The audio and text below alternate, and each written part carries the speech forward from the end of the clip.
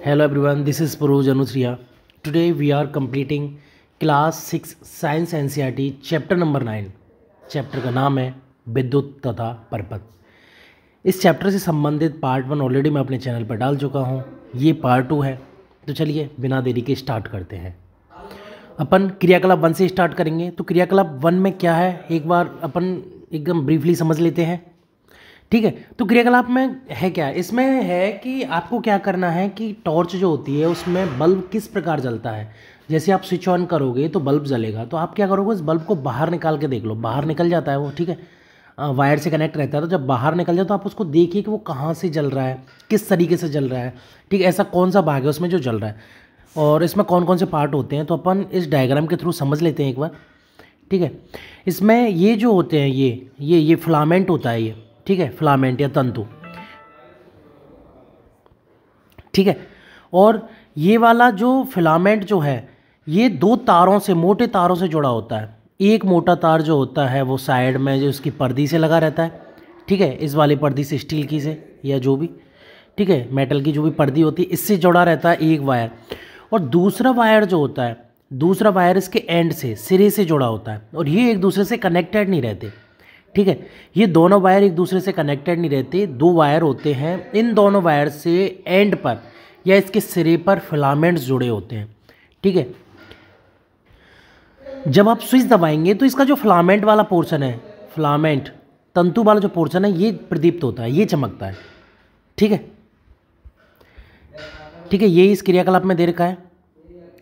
ठीक है, टॉर्च लेना है, इसके बल्ब को टॉर्च से बाहर भी निकाल सकते हैं। ठीक है, और कांच के बल्ब के मध्य में एक पतला तार है जिसे फिलामेंट बोला जाता है। अब टॉर्च का स्विच दबाइए और देखिए कि बल्ब का कौन सा भाग प्रदीप्त होता है। तो फिलामेंट वाला भाग जो है वो प्रदीप्त होता है। ठीक है, ये क्या है, प्रकाश उत्सर्जित करने वाले पतले तार को बल्ब का फिलामेंट कहा जाता है, तंतु। ये दो मोटे तारों से जुड़ा होता है। ठीक है, दो मोटे तार जो होते हैं ना, दोनों टर्मिनल कहा जाता है, दो टर्मिनल। ठीक है, एक जो होता है वो धातु के ढांचे से जुड़ा हुआ होता है, इसकी पर्दी से जुड़ा हुआ होता है। दूसरा मोटा तार आधार के केंद्र पर धातु की नोक से जुड़ा होता है। बल्ब के आधार पर धातु का ढांचा तथा धातु की नोक बल्ब के दो टर्मिनल है। ठीक है, एक पर्दी वाला हो गया और एक जो हो गया वो एंड वाला हो गया। दो इसके टर्मिनल है। इन दोनों टर्मिनल को इस प्रकार लगाए जाते हैं कि एक दूसरे को ना छुएं। बिल्कुल सही बात है भाई, छुएंगे तो नहीं चलेगा ना, शॉर्ट सर्किट हो जाएगा। ऐसे ही संरचना होती है, घरों में उपयोग होने वाले विद्युत बल्बों की भी ऐसी ही संरचना होती है। बिल्कुल हाँ, सेम होती है। इस प्रकार विद्युत सेल तथा विद्युत बल्ब दोनों में दो दो टर्मिनल होते हैं। बिल्कुल सही बात है। देखो एक बात बता देता हूँ मैं, ये जो एक टर्मिनल, इसमें दो टर्मिनल। ठीक है, विद्युत बल्ब में भी दो टर्मिनल होते हैं और विद्युत सेल में भी दो टर्मिनल होते हैं। ठीक है, क्रियाकलाप 2 देखते हैं अपन। ठीक है, इस क्रियाकलाप में क्या कह रखा है, इस क्रियाकलाप में कह रखा है कि आपको 4 टुकड़े लेने हैं ऐसे वायर के, ये 4 टुकड़े, और ये दोनों तरफ से या दोनों सिरों से क्या होते हैं, छिले हुए होने चाहिए। ये जो आवरण है ना इसमें, ब्लू कलर का, रेड कलर का, जो प्लास्टिक का, पीवीसी का जो आवरण होता है, वो आप निकाल दीजिए उसे। ठीक है, तो ये क्या है कि जो नग्न अवस्था में होने चाहिए, इनके जो सिरे हैं, इनके जो एंड्स हैं वो नग्न अवस्था में होने चाहिए। ठीक है, तो दो जो है वो इससे कनेक्ट रहेंगे और दो जो है वो बल्ब से कनेक्ट रहेंगे। देखो बता देते हैं एक बार, देखो दो जो है वो बल्ब से कनेक्टेड है। ठीक है, और इनके एंड्स जो हैं वो नग्न अवस्था में है। ठीक है, इनका जो कवरिंग है वो हटा दी गई है इससे। ये इस क्रियाकलाप में कहा गया है।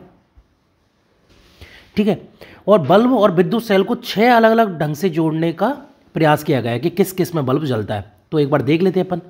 ठीक है, पहला है, इसमें विद्युत सेल से आ रहे हैं 2 वायर और विद्युत बल्ब से आ रहे हैं 2 वायर, दोनों एक दूसरे से वेल कनेक्टेड हैं। तो टॉर्च या बल्ब जो है वो जल गया, टॉर्च का बल्ब या बल्ब जल गया। दूसरे में क्या हुआ, 2 वायर इधर, 2 वायर इधर, लेकिन ऊपर से कनेक्टेड है, नीचे से कनेक्टेड नहीं है। अब नीचे से कनेक्टेड नहीं है, विद्युत धारा का प्रवाह नहीं होगा। ठीक है, विद्युत धारा का प्रवाह कैसे होता है, ऐसे। अब विद्युत धारा का प्रवाह नहीं होगा तो जाहिर सी बात है बल्ब नहीं जलेगा। तीसरे इमेज में क्या है, सेम कंडीशन है लेकिन नीचे से कनेक्टेड है, ऊपर से कनेक्टेड नहीं है। अब ऊपर से कनेक्टेड नहीं है तब भी विद्युत का प्रवाह नहीं होगा। विद्युत का प्रवाह नहीं होगा तो बल्ब प्रदीप्त नहीं होगा।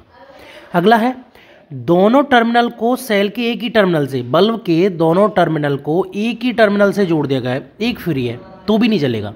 लाइट कनेक्शन के लिए क्या होना चाहिए, विद्युत धारा का प्रवाह कैसे, इस तरीके से होता है, इस तरीके से होता है।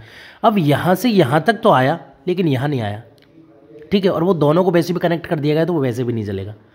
अभी अगले इमेज में क्या किया, ऊपर से दोनों को कनेक्ट किया गया है, नीचे से एक को फ्री छोड़ दिया गया है तो भी वो नहीं जलेगा। अब फिर से क्या किया गया है, इनको घुमा के लगा दिया गया है। ऊपर वाला जो हिस्सा है उसे नीचे लगा दिया गया, नीचे वाला हिस्सा ऊपर लगा दिया गया, तो उससे भी क्या है, सेम विद्युत का प्रवाह हो रहा है और बल्ब जल जाएगा। ठीक है, ये इसकी अलग अलग कंडीशंस हो गई। ठीक है, ये विद्युत परपथ हो गया। ठीक है, विद्युत परपथ को अपन ने अच्छे से समझ लिया एकदम डायग्राम के थ्रू। ठीक है, ये सर्किट होता है। ठीक है, पूरा कनेक्टेड जो रहेगा वो सर्किट रहेगा। ठीक है, इसमें क्या है, विद्युत सेल के दो टर्मिनल बल्ब के दो टर्मिनल से जुड़े होते हैं। इस प्रकार की व्यवस्था विद्युत परपथ का एक उदाहरण है। विद्युत परपथ विद्युत सेल के दो टर्मिनलों के बीच विद्युत प्रवाह के संपूर्ण पथ को दर्शाता है। ठीक है, जो इलेक्ट्रिक सर्किट होता है वो क्या दर्शाता है, विद्युत सेल के जो दो टर्मिनल होते हैं उनके बीच में विद्युत प्रवाह, ठीक है, इलेक्ट्रिक करंट को दर्शाता है, या फिर उसके संपूर्ण पथ को दर्शाता है, सॉरी। ठीक है, उसके संपूर्ण पथ को दर्शाएगा, उससे विद्युत परपथ कहा जाएगा। बल्ब केवल तभी प्रदीप्त होगा जब परपथ में विद्युत धारा प्रवाहित होगी। लाइट आएगी परपथ में, करंट आएगा परपथ में, तो ही बल्ब जलेगा, अन्यथा बल्ब नहीं जलेगा। और चित्र 9.6 में दिखा रखा है कि विद्युत का प्रवाह कैसे होता है, प्लस से धनात्मक से ऋणात्मक टर्मिनल की ओर होता है। जब बल्ब के टर्मिनलों को तार के द्वारा विद्युत सेल के टर्मिनलों से जोड़ा जाता है तो बल्ब के तंतु से होकर विद्युत धारा प्रवाहित होती है और बल्ब प्रदीप होता है या फिर दीप्तिमान होता है, बल्ब जलता है। ठीक है, कभी कभी विद्युत बल्ब विद्युत सेल से जुड़े होने पर भी दीप्त नहीं होता। ऐसे बल्ब के फ्यूज होने के कारण हो सकता है। फ्यूज बल्ब को ध्यानपूर्वक देखिए, क्या इसका तंतु अक्षुण्ण है। भाई फ्यूज बल्ब का कैसे पता करेंगे, तो इसमें क्या है, ये तंतु होता है, तंतु ये। ठीक है, अगर ये ब्रेक है तो ये नहीं जलेगा। ब्रेक का इन दी सेंस है कि विद्युत का प्रवाह टूट गया उसमें से। ठीक है, विद्युत का प्रवाह जो है वो कनेक्टेड होना चाहिए, लेकिन वो कनेक्टेड नहीं है, वो टूट गया तो बल्ब नहीं जलेगा। ठीक है, फ्यूज बोला जाता है क्योंकि फिलामेंट टूट जाता है।